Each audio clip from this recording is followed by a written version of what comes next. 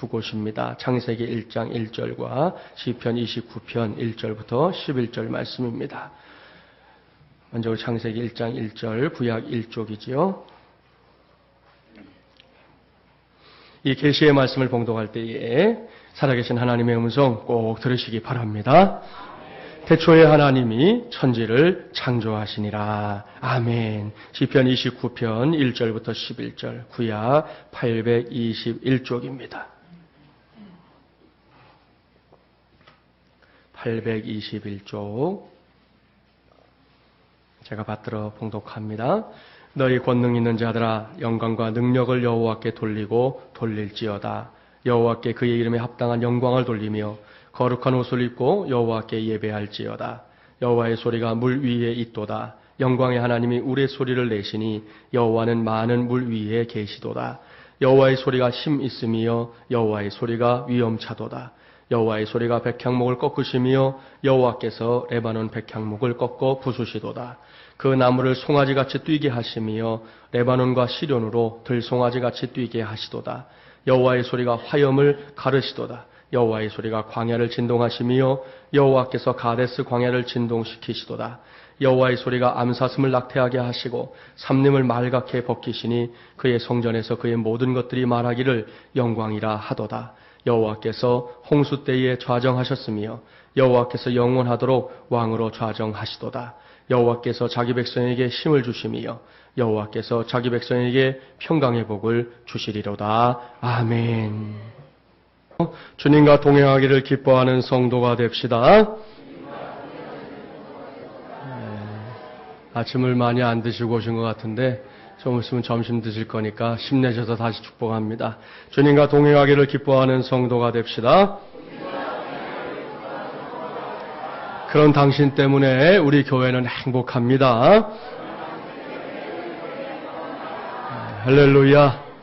오늘부터 저는 새로운 주제를 붙잡고 여러분에게 하나님의 말씀을 전하려고 합니다.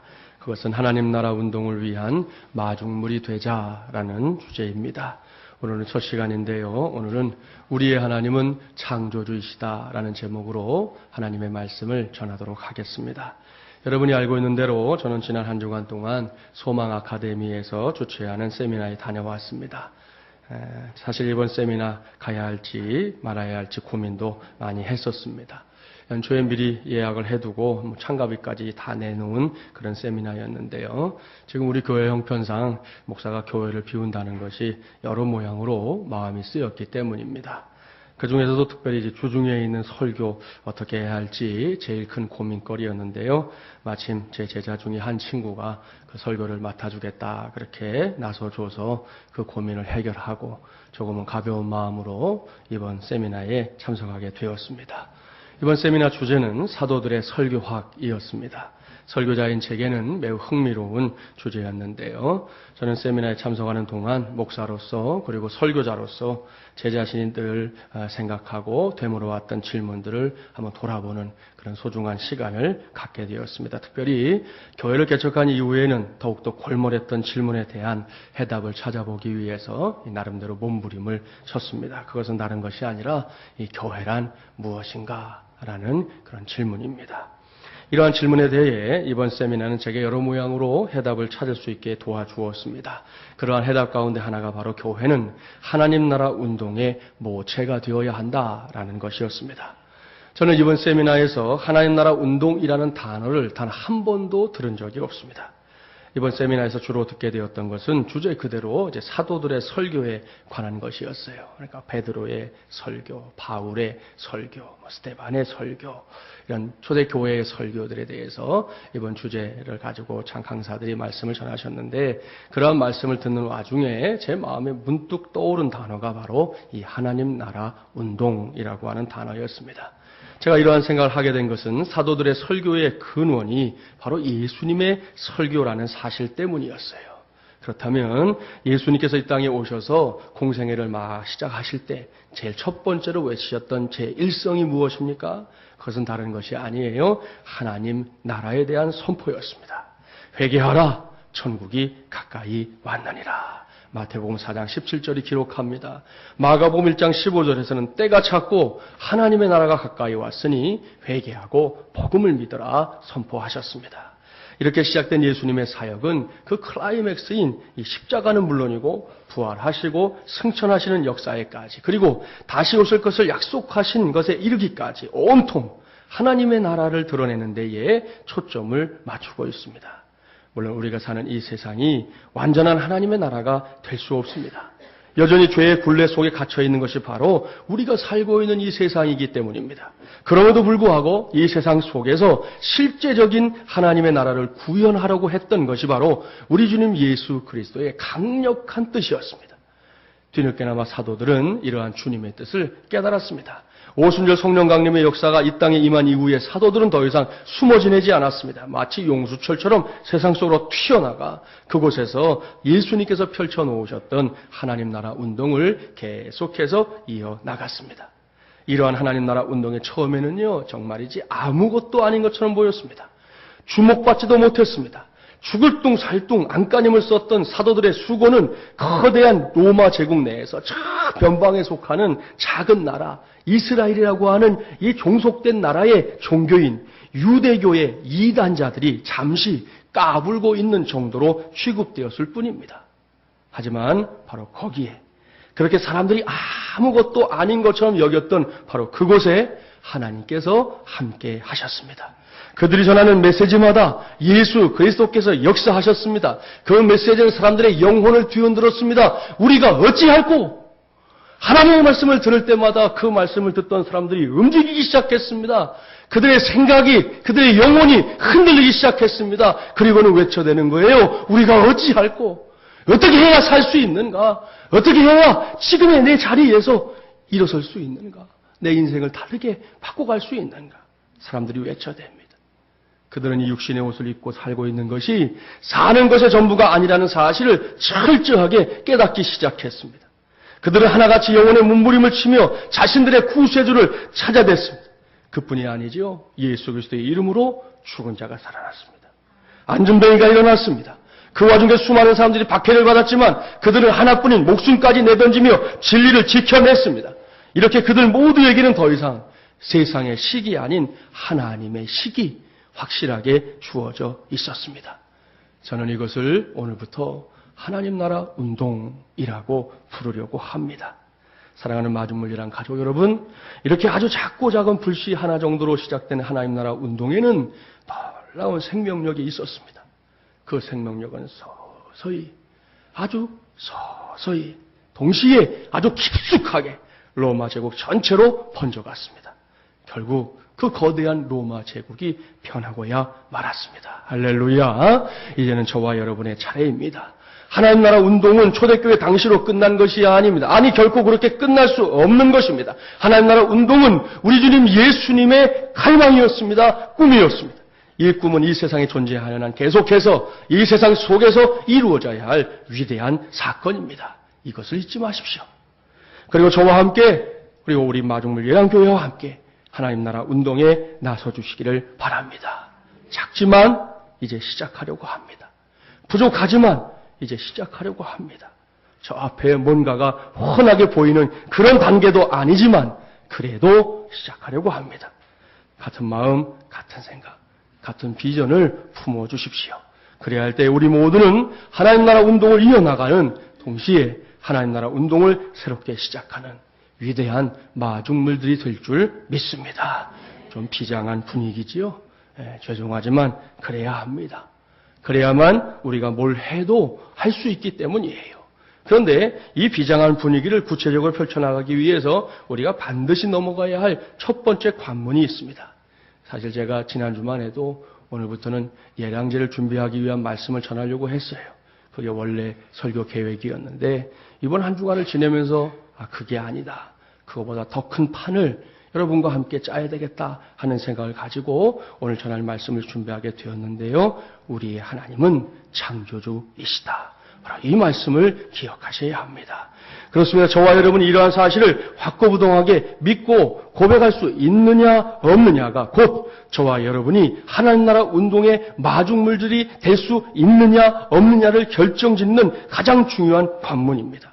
따라서 이 관문을 통과할 수 있느냐 없느냐가 우리의 신앙생활에 있어서 가장 중요한 일 중에 하나라고 감히 말씀드릴 수 있습니다. 여러분 성경을 갖고 계시는데 성경을 펼쳐보세요. 성경의 첫 페이지 첫 말씀이 무엇입니까? 창세기 1장 1절. 잘 아시죠? 함께 봉독해 볼까요? 태초에 하나님이 천지를 창조하시니라. 아멘. 할렐루야. 사랑하는 마중물이란 가족 여러분, 이 말씀을 믿습니까? 여러분 절대로 대충대충 대답하지 마세요. 남들이 하니까 별 의미 없이 그저 그래요 라고 그 정도로 신용하는 거 하지 마세요. 다시 말씀드리지만 이 말씀 한 절을 통과해야만 이 말씀 뒤에 따라오는 66권의 말씀 모두가 우리에게 가치를 갖게 됩니다. 여러분 창세기 1장 1절을 넘어서지 못하면 이건 아무 의미가 없는 책이에요. 서점에 가면 아버지에서 구할 수 있는 책과 다를 게 없어요. 여러분의 집에 서고에서 굴러다니는 책하고 다를 바가 하나도 없어요. 창세기 1장 1절은 그래서 중요한 것입니다. 이 말씀을 여러분의 말씀으로 내 믿음의 확신으로 고백할 수 있느냐 없느냐는 이 말씀 전체와 관련된 일이라는 말씀입니다. 특별히 이 말씀을 통과해야만 우리는 하나님 나라 운동을 시작할 수 있습니다. 그러니 이 말씀이 얼마나 중요한 말씀입니까? 그래서 다시 묻겠습니다. 태초에 하나님이 천지를 창조하시니라. 이 말씀을 살아있는 하나님의 말씀으로 확실하게 믿습니까? 정말로 믿습니까? 할렐루야. 그러면 됐습니다. 이제부터 여러분은 저와 함께 하나님 나라 운동을 시작할 수 있는 사람들이 된 것입니다. 항상 기억하십시오. 우리가 믿고 섬기는 하나님, 그저 그런 하나님 아니십니다. 저 세상에서 흔히 말하는 우상단지 아닙니다. 저 세상에서 사람들에 의해 함부로 왈가왈부되는 그런 허접한 신이 아닙니다. 오늘날 이 시대가 하나님을 우습게 생각하는 시대가 되었지만 그럼에도 불구하고 그건 그분들의 결정일 뿐이에요. 절대로 우리 하나님은 그렇게 허접한 신이 아니십니다. 우리의 하나님, 창조주 하나님이십니다. 온 천하 만물을 말씀으로 창조하신 위대하신 하나님이십니다. 이것이 우리 모두의 신앙 고백이 되기를 간절히 바랍니다. 이러한 고백을 단단히 붙잡고 이제 두 번째 본문 말씀을 보려고 합니다. 이 말씀은 시편 29편인데요. 이 말씀은 우리 하나님은 창조주이시다라는 말씀을 자세하게 풀어주는 말씀이에요. 여기서 우리가 먼저 관심을 가져야 할 것은 하나님께 영광 돌리는 삶에 관한 메시지입니다. 시편 29편으로 우리 찾아가셔서 1절과 2절 말씀 우리 함께 봉독해 보겠습니다. 1절, 2절 한 목소리로 봉독합니다. 너희 권능 있는 자들아 영광과 능력을 여호와께 돌리고 돌릴지어다. 여호와께 그의 이름에 합당한 영광을 돌리며 거룩한 옷을 입고 여호와께 예배할지어다. 아멘. 사랑하는 마중물이란 가족 여러분, 하나님의 사람 다윗이 선언적으로 말씀하고 있습니다. 그것은 세상에 존재하는 모든 권능 있는 자들까지도 마땅히 영광을 돌려야 할 분이 계시다는 것입니다. 그분의 이름은 여호와 하나님이십니다. 그 하나님께 모든 영광을 돌려드리며 경배하는 것, 이것이 사람의 본분이라고 말씀하고 있습니다. 헬라어 성경에서 사람을 뭐라고 하는지 아십니까? 헬라어로 보면 안드로포스라고 하는데 그 뜻이 의미심장해요. 위를 바라보는 존재. 사람이라는 것이 어떤 존재냐? 위를 바라보는 존재라는 거예요. 하나님께서 태초에 사람을 지으시고 우리를 향해서 너희는 사람이다 라고 우리에게 이름을 붙여주실 때 그 존재됨은 다른 것이 아니에요. 위를 바라보며 살아가는 존재가 되는 것. 바로 거기에 있었다는 것입니다. 이것은 오늘의 말씀에서는 하나님께 영광을 돌리라라는 말씀으로 설명하고 있는데요. 이렇게 하나님께 영광을 돌리는 삶은 다름 아닌 저와 여러분이 호흡을 하며 살아가고 있는 그 삶의 자리에서 벌어져야 하는 것입니다. 그러려면 우리의 매사가 하나님과 관련되어 있다는 것을 항상 명심해야 합니다. 지난 2006년도 도하 아시안게임에서 5회 연속 우승 행진을 이어나간 우리나라 국가대표팀이 있어요. 한국 여자 핸드볼 팀입니다. 아시는 대로 핸드볼은 우리나라에서 인기가 없어요. 요즘 뭐 야구는 뭐 600만이 넘었다 난리법석이지만 핸드볼은 정말 관심이 없는 그런 구기 종목인데요. 그런 볼모지에서 한국 여자 핸드볼 팀이 아시안 게임에서 카자흐스탄과 결승전에서 29대 22로 이제 금메달을 따면서 아시아 45개국 중에서 이제 5연패의 대위협을 이루어낸 것인데요. 여러분 이 승리 뒤에 바로 하나님께서 계셨다는 거 알고 계신지 모르겠어요. 당시 대표팀의 감독이었던 이 강태구 집사님이 그 증인인데요. 그는 카타르 도하에서 이제 경기가 있기 전에 주일 예배를 드리고 나서 아내와 함께 담임 목사님을 찾아갔습니다. 그리고 특별히 기도를 부탁하고 기도를 받고 이제 경기를 하러 떠났는데요. 경기가 시작되자 한 게임씩 이겨나갔습니다. 드디어 이제 카자흐스탄하고 결승전을 치르게 됐는데 당시 경기를 기억하시는지 모르겠지만 당시 이 카자흐스탄 팀이 결코 만만하지 않았습니다. 그들은 우리 선수들보다 평균 이 5cm나 신장이 크고 덩치도 아주 좋았어요. 여자분들인데도. 그런데도 우리 대표팀이 결국 후반에 승기를 잡아서 승리를 거두게 되었는데요. 당시에 이 강강동리의 아내는 이 경기를 뭐 하나도 보지 못했답니다. 왜냐하면 이분은 교회 5층 기도실에 올라가서 게임이 시작될 때부터 끝날 때까지 온통 기도만 하고 있었기 때문이었어요. 또 강감독님 역시 금메달을 딴 순간 그 자리에서 바로 두 손을 마주잡고 머리를 숙여 감사의 기도를 올려드렸습니다. 카메라가 이 장면을 놓치지 않죠. 요즘은 또 그것도 막 못하게 하잖아요. 그런 거 하는 건 뭐 과한 일이다 이러지만 아무튼 이분이 그렇게 기도하고 인터뷰를 할 때 첫마디 오직 하나님께 영광을 돌립니다. 라는 말이었습니다. 이렇게 강태구 집사님 부부는 기도하는 가운데 금메달을 따냈습니다. 그리고 그 모든 영광을 하나님께 돌려드렸습니다. 사랑하는 여러분, 얼마나 귀한 일입니까? 하나님께 영광 돌리는 삶은 바로 이런 것입니다. 뭐 여러분에게 거창하게 금메달을 따시라는 게 아니에요. 그저 여러분의 삶의 자리에서 하나님께 돌려드릴 것들이 있다면 바로 그것이 하나님의 영광이 된다는 것을 기억하시고 매사를 하나님과 함께 감당해 나가는 삶의 주인공들이 되시기를 바랍니다. 결코 내가 한 것이 아니라 하나님께서 하셨다라는 사실을 스스로 잊지 않는 것입니다. 또한 다른 사람들에게도 그러한 사실을 증거하는 삶을 살아가는 것입니다. 이렇게 사는 사람들에게 하나님께서 주시는 놀라운 은혜가 있어요. 그것은 거기에 머물러 있지 않고 반드시 그 다음의 길로 우리를 인도해 주신다는 것입니다. 여기서 이야기를 하나 해드리려고 그래요. 이번에 제가 세미나 가서 들은 이야기인데 어느 교회의 목사님께서 새롭게 부임하셨습니다. 목사님의 첫 목회이기 때문에 첫 주일을 준비하는 마음이 아주 비장했습니다. 무엇보다 하나님의 말씀을 전하는 일이 너무나 큰 부담으로 다가왔습니다. 뭐 다른 때도 그랬지만 이제 새로 목회를 시작하니까 그 마음이 얼마나 그랬겠어요. 그때 목사님이 정한 본문 말씀은 요한복음 6장에 기록된 오병이어의 기적이었습니다. 보리떡 5개와 물고기 2마리로 예수님께서 5,000명을 먹이신 그 사건 말입니다. 나름대로 열심히 말씀을 준비했어요. 드디어 주일이 되었습니다. 목사님은 처음 보는 성도들 앞에서 설교를 하는 것이 영 부담이 되었습니다. 그래도 열심히 했습니다. 그런데 너무 긴장을 했던 탓인지 이렇게 말씀을 전했습니다. 예수님께서 저 베세다 들녘에서 보리떡 5,000개로 5명을 먹이셨습니다. 이렇게 이야기를 했어요. 목사님이 이렇게 말씀하시니까 여러분들처럼 그 성도들이 키득거렸습니다. 목사님도 뭔가가 잘못됐다고 생각하고는 얼굴이 홍당무가 되었겠지요. 거기서 끝났으면 좋겠는데 앞자리에 앉아 계시던 장로님이 거기다 한마디를 보탠 거예요. 에이, 그 정도는 나도 하겠다. 여러분 떡 5,000개 가지고 5명 먹이는 게 어려운 일이 아니잖아요. 그러니까 이 장로님이 에이, 그 정도는 나도 하겠다. 그랬어요. 그러니 목사님이 얼마나 난감했을지 짐작이 가시죠? 목사님이 다음 주일에 같은 본문으로 다시 설교를 준비했습니다. 이번에는 지난 주일과 달리 실수하지 않았습니다. 보리떡 5개로 5,000명을 모으셨다는 사실을 잘 전했습니다. 그런 다음에 목사님께서 지난 주일이 생각이 나서 앞에 앉아 계신 장로님에게 물었습니다. 장로님, 이번에도 할 수 있습니까? 그렇게 물었어요. 그러자 장로님이 이렇게 대답했대요. 네, 목사님, 할 수 있습니다. 지난 주일에 먹고 남은 거 갖다 먹이면 되지 않겠습니까? 그렇게 이야기를 했다는 거예요.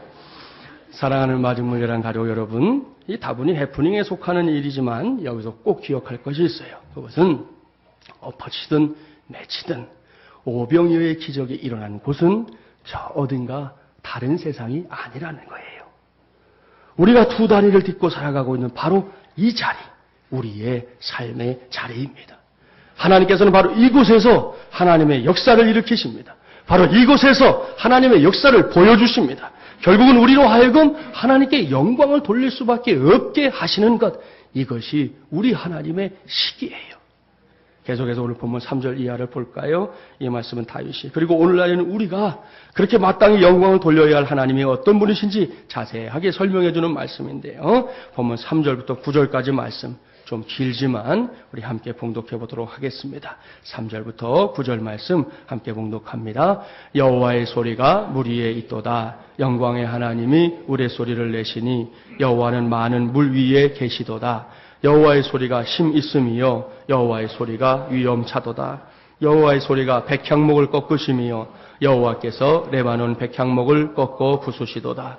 그 나무를 송아지같이 뛰게 하심이요 레바논과 시련으로 들송아지같이 뛰게 하시도다. 여호와의 소리가 화염을 가르시도다. 여호와의 소리가 광야를 진동하심이요 여호와께서 가데스 광야를 진동시키시도다. 여호와의 소리가 암사슴을 낙태하게 하시고 삼림을 말갛게 벗기시니 그의 성전에서 그의 모든 것들이 말하기를 영광이라 하도다. 아멘. 할렐루야. 이 말씀 속에 반복되고 있는 말씀이 있지요. 그것이 무엇입니까? 여호와의 소리죠. 예. 이 표현이 본문에서 무려 7번이나 반복되고 있습니다. 그렇다면 여기서 여호와의 소리는 무엇을 가리키는 것일까요? 하나님께서 친히 소리를 지르신다는 뜻일까요? 얘들아! 뭐 이렇게 부르시는 거 아니죠. 이 소리가 뭔지 오늘 본문 안에서 설명을 해줍니다. 3절 말씀만 다시 봉독해 봅니다. 3절입니다. 여호와의 소리가 물 위에 있도다. 영광의 하나님이 우레 소리를 내시니 여호와는 많은 물 위에 계시도다. 아멘. 다윗은 여기서 여호와의 소리의 정체를 밝히고 있습니다. 그것이 무엇입니까? 다름 아닌 우레를 가리킵니다. 하늘에서 울리는 이 천둥 소리 말입니다. 어제 저녁에도 일기가 불순해지면서 얼마간 동안 천둥이 쳤지요. 다윗이 그 천둥 소리를 하나님의 소리라고 표현하고 있는 것입니다. 그 다음에 그 천둥 소리가 갖고 있는 이 다양한 활약을 보십시오. 무엇보다 천둥 소리는 하늘의 변화를 주관하시는 여호와의 권능으로 묘사되고 있습니다. 그 소리는 점점 커지고 점점 가까워지고 있다고 말씀합니다.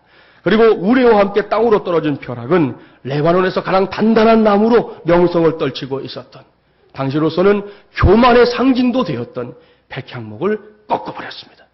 그뿐입니까? 그 기세는 송아지들을 놀라게 했습니다. 광야를 진동하는 소리가 되었습니다. 암사슴들은 그 소리 때문에 예정일보다 먼저 새끼를 낳기도 했습니다. 이렇게 하나님의 우레 하나로도 팔레스타인 전역에 놀라운 일들이 일어나고 있는 것입니다. 그리고 그 모든 것 속에서 다윗은 하나님을 보았습니다. 하나님의 음성을 들었던 것입니다. 신학에서는 이것을 가리켜 자연 계시라고 불러요. 자연 만물 속에서도 하나님을 볼 수 있다는 거예요. 하나님을 믿지 않는 사람들도 자연 속에서 신성함을 느낄 수 있다는 것이죠. 전 세계 어느 나라, 어느 민족이든 간에 이 자연 속에서 신성을 느끼는 일은 아주 흔한 일입니다. 우리나라의 경우에도 시골에 가보면 마을 어귀에 있는 큰 나무들 영험하다 여기고 숭배하는 거 볼 때 있지 않습니까? 경기도 양평을 지나서 산을 하나 넘어가면 그 석산리라는 마을이 나옵니다. 그 마을로 가다 보면 조선 후기 철종 때에 동학에서 파생된 이 사이비 종교 가운데 백백교라고 신세기 옷을 입고 다니던 사람들이 있었어요. 백백교라는 종교가 있었는데 이 사람들이 이제 관군들이 밀어닥치니까 모든 신도들을 그 골짜기로 밀어뜨려서 죽여버린 그 지역이 바로 거기예요. 그러니까 그 언덕에서 이미 많은 사람이 죽은 것이죠. 그런데 그 마을에 들어가기 전에 쭉 이제 차를 타고 올라가다 보면 산 어귀에 큰 나무 한 그루가 서 있어요. 그 나무에는 언제나 색동천이 둘러있고 아기 색동 저고리가 한 벌떡하니 걸려 있습니다. 거기 석산교회라고 하는 교회에서 목회하고 계시는 목사님을 제가 잘 아는데 그분에게 이제 물어보니까 그곳에서 한 아이가 죽었다는 거예요. 그래서 마을 사람들이 그 혼을 달래주기 위해 색동 저고리를 동네에서 영험하기로 소문난 그 나무에 걸어놓은 것이라고 그렇게 이야기하시더라고요. 이와 유사한 이야기들 많이 들어보셨죠? 예, 우리나라는 이 전설 따라 삼천리 혹은 전설의 고향이 아주 우리를 망쳐먹었어요. 예, 특별히 이 전설의 고향은 사실 이분이 만든 PD분이 지금은 목사님이 됐어요. 고무송 씨라고 들어보셨나요? 고무송 목사님이 되셔서 선교학자가 됐습니다. 내년에 저희 교회 한번 모셔보려고 생각하고 있는데, 하여튼 그 당시에는 이분이 예수를 안 믿었던지, 아무튼 지난번에 만났을 때 제가 막 따졌죠. 왜 그런 걸 만드셔가지고 대한민국 사람들을 다 이렇게 그냥 온통 정신을 헷갈리게 만들어놨냐고. 그랬더니 자기도 지금 후회하고 회개한다는 거예요. 내가 그걸 괜히 만들었다 그런 생각한다는데, 아무튼 그런 것 때문에 뭐 얼마나 많은 이야기가 있는지, 섬에 가면 특별히 그런 이야기들이 많잖아요. 제주도에 가면 이 삼성혈이라고 하는 곳이 있어요.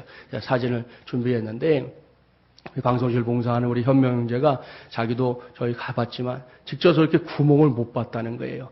여러분 삼성열 쳐가지고 인터넷에 나온 사진을 다 뒤져보세요. 구멍이 보이는 사진이 별로 없어요. 저 말뚝만 이렇게 보이는, 멀리서 찍게 되어 있거든요. 쇠사슬을 쳐놓고 못 들어가게 하니까. 근데 이 사진 작가분이 그 근처에 있는 나무 위에 올라가서 이렇게 찍은 거예요. 그래서 구멍이 보이시죠? 저기가 삼성열, 구멍이 3개 나 있는 곳인데, 저곳이 바로 제주도의 시조들이 태어난 곳이다 라는 그런 전설이 있는 거잖아요. 저기서 튀어나온 분이 고을라, 양을라, 부을라, 3사람이 저기서 튀어나와서 결국은 이 고씨, 양씨, 부씨가 이 제주도를 만들게 됐다 하는 전설이 바로 이 삼성혈에 얽힌 전설이에요. 그러니까 여러분 주변에 고, 양, 부씨는 대부분이 제주도 사람인 거 알 수 있어요. 고두심 씨 어디 사람? 제주도 사람. 물어볼 거 없어요. 고두심 씨가 제주도 사람이에요. 자, 이런 이야기들이 많죠. 하나만 더 말씀드리면 산군불이라고 하는 곳이 있어요. 제주도에 가보시면 이곳이 어떤 곳이냐. 자, 분화구 모양으로 저렇게 생겼는데, 이런 곳은 이제 제주도 가면 여러 군데에 있는데요. 특별히 산군불이에는 얽힌 전설이 있어요. 옛날 이 설문 대할망이라고 하는 거신, 할망이신데 아주 큰 신이에요. 이분이 한라산을 베고, 머리로 딱 베고 누워가지고 물장구를 쳤는데, 그때 이 할머니의 엉덩이가 살짝 거친 곳이 바로 저기예요. 그래서 폭 꺼졌다는 거죠. 저 삼군부리가 그런 전설을 갖고 있는 그런 지역입니다. 사랑하는 여러분, 왜 이런 일들이 일어나는 것일까요? 그것은 자연 만물 속에서 일어나는 일들 가운데 인간의 이성으로는 이해할 수 없는 일들이 있기 때문이지요. 그것을 신적인 어떤 일들로 여기고 거기에서 신성의 경외감을 갖게 되기 때문입니다.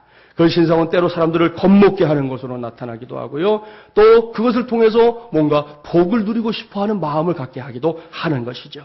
이런 과정을 거치면서 사람들은 자연 만물을 신성시하고 심지어 그것을 우상처럼 섬기는 일들이 많습니다. 얼마나 안타까운 일입니까? 그런데 오늘 말씀을 보니까 다윗은 달랐습니다. 다윗은 그러한 자연 환경 속에서, 그의 현상 속에서 두려움을 갖거나 신성한 것을 느낀 것이 아니라 그 자연을 지으신 하나님을 만났다는 것이에요. 그것을 창조하신 하나님의 음성을 들었다는 것이에요. 시편 8편에서도 그러한 다윗의 고백을 들을 수가 있어요. 같은 말씀이니까 한번 찾아볼까요? 시편 8편 3절부터 8절 말씀 함께 봉독해 봅니다. 구약 807쪽입니다. 시편 8편 3절부터 8절 말씀 함께 봉독해 보겠습니다.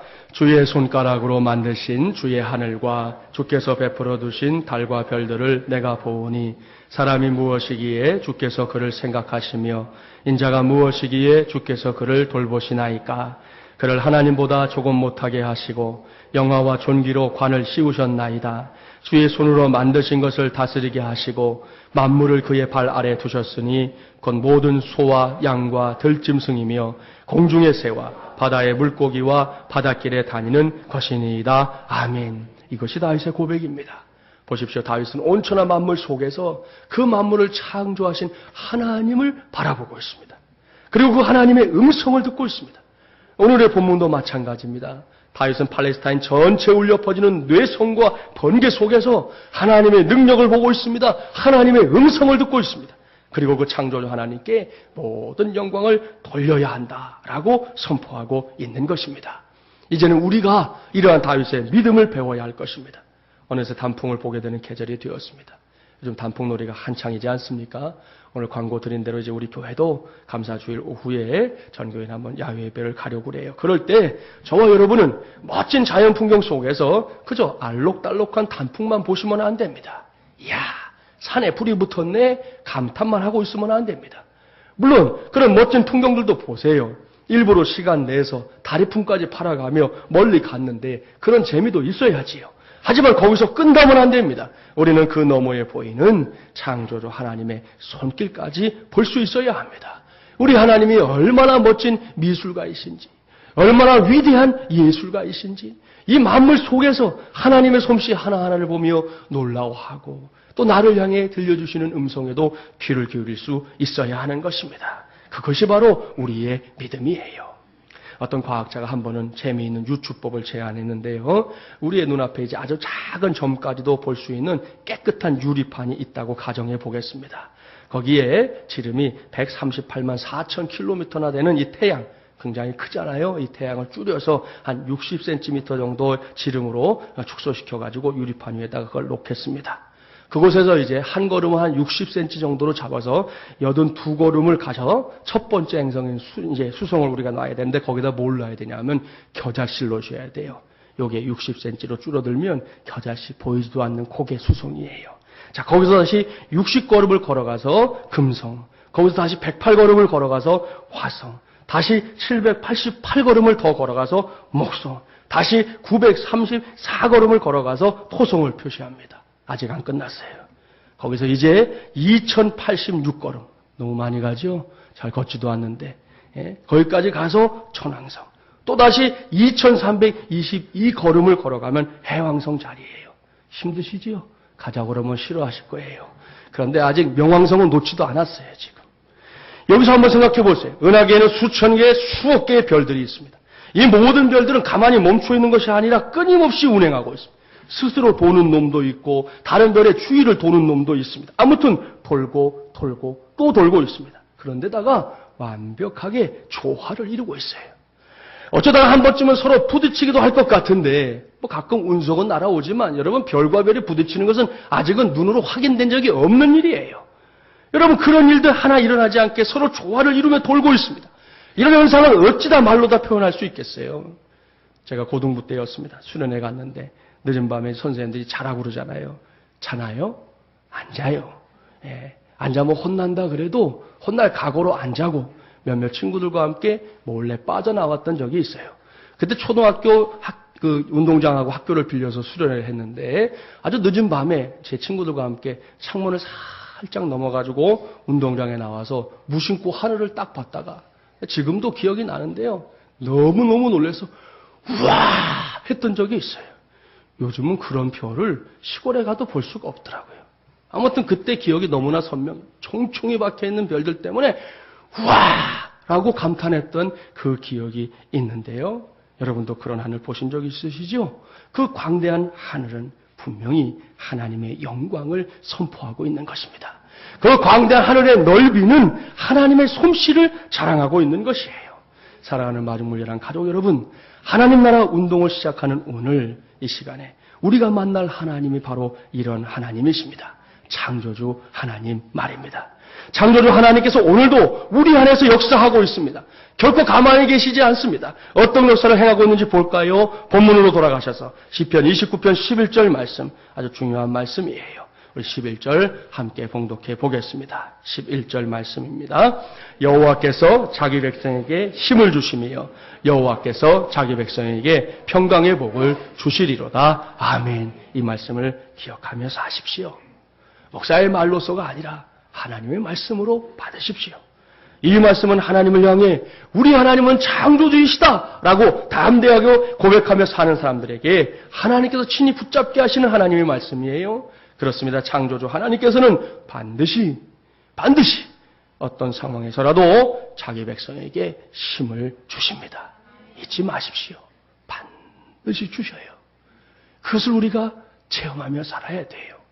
그것을 우리가 누려야 돼요.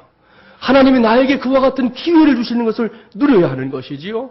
또한 하나님께서는, 특별히 창조주 하나님께서는 자기 백성에게 평강의 복을 주고 싶어 안달하시는 하나님이십니다.